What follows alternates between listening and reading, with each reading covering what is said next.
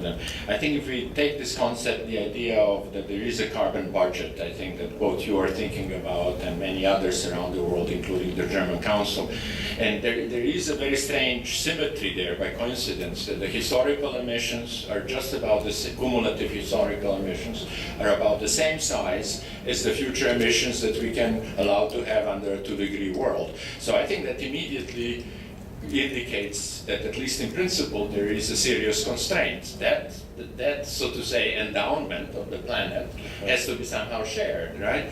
And so I would say that certainly one of the conclusions is that if we leave the markets to their own will, they will not necessarily come up with a product that we want. So we need some kind of aspirational goal, and we need to regulate the markets. I think markets are the most efficient way we know of allocating goods once you set up the rules. And this is one of the markets where we don't have the rule. I mean, carbon flows freely, it has no price, de facto. When you were giving the presentation, I was thinking, I remember some statistics indicating that maybe 1/3 of the carbon is locked into tradable goods.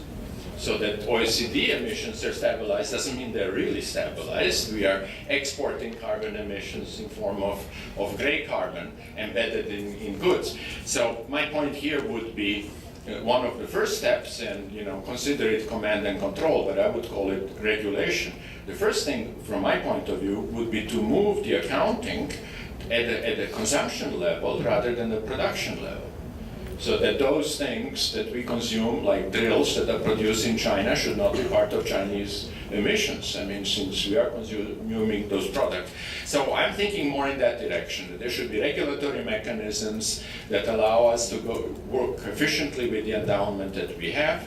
And I think if you look at some of I'll conclude with that, I mean, if you look at last 2 years of the financial crisis, I mean, the political system all of a sudden was able to do things like that. We interfered massively in order to save those institutions, because there was an urgent need. I think we don't perceive this urgent need right now in the other areas. So my response would be, and I've said it before, so I'm repeating myself, I think a good entry point is energy, food and water. I think if we enter the debate from that dimension, it might be easier to resolve than if we just deal with the climate, because I find that, unfortunately, the climate discussion is going more toward, what is the burden, what are the negative aspects, loss of consumption. I think these are inappropriate metaphors. I think if we come from the energy and water, we might see it more properly, more positive.